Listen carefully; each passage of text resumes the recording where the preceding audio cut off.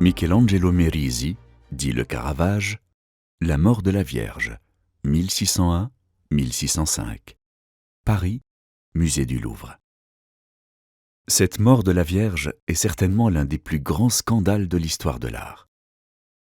Avant Caravage, lorsqu'on voulait figurer les derniers moments de la Vierge sur terre, on peignait une dormition de Marie ou une Assomption de Marie et on gommait toutes les marques de la mort.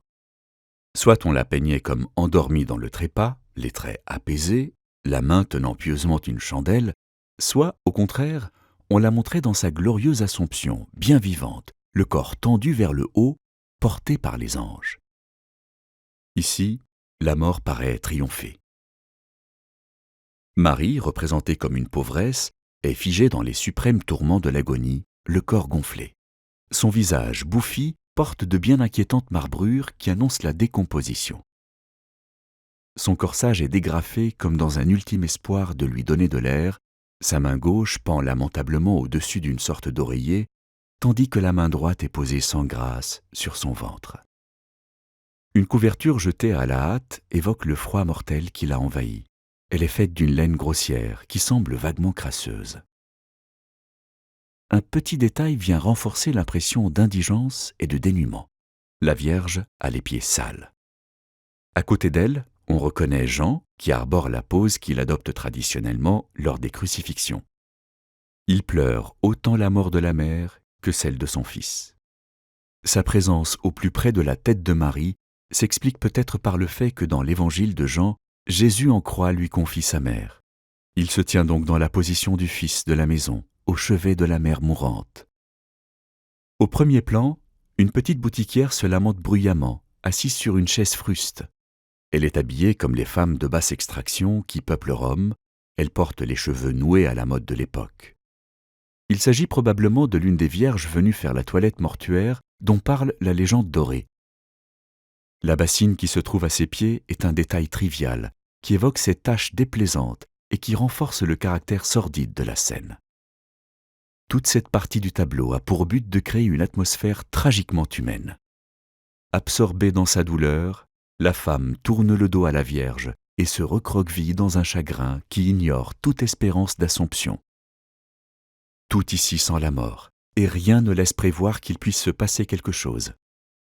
Un seul élément paraît contredire cette étouffante misère humaine. Même dans son dernier sommeil, la Vierge porte un nimbe, réduit à un cercle lumineux. Au cœur de la mort, sa sainteté est encore manifeste. N'est-ce pas l'annonce de sa future glorification?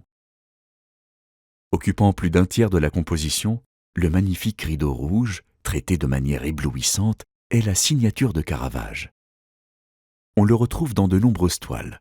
Paraissant animé d'un mouvement qui lui est propre, il suggère que le voile sanglant de la mort est en train de se lever. Seul élément de tumulte dans une scène plutôt statique, il prévient le spectateur qu'il va se passer quelque chose. Tout ne s'est pas figé dans le trépas. En effet, derrière le scandale, une vraie espérance se fait jour. Si les deux apôtres agenouillés exhibent les marques de la plus profonde douleur, Pierre et Paul ont une attitude surprenante. Pierre n'a pas l'air triste du tout. Il a les bras croisés et la mine renfrognée comme s'il cherchait à comprendre quelque chose qui échappe à son entendement. Paul, quant à lui, a un geste de surprise. Il semble remarquer quelque chose qui provoque sa stupéfaction. L'un et l'autre, qui sont finalement les seuls à fixer le corps de la Vierge, ne sont-ils pas en train de percevoir qu'il se passe quelque chose? Ils distinguent un quelque chose qui demeure caché au spectateur, mais qui indique qu'il faut aller au-delà de cette mort humaine. Plutôt que de voir dans ce tableau un déprimant renvoi à la misère humaine, ne faut-il pas y lire une déclaration d'espérance? C'est en acceptant de regarder la réalité de l'humanité, comme le font Pierre et Paul, qu'on parviendra à y découvrir les marques de sa glorification à venir.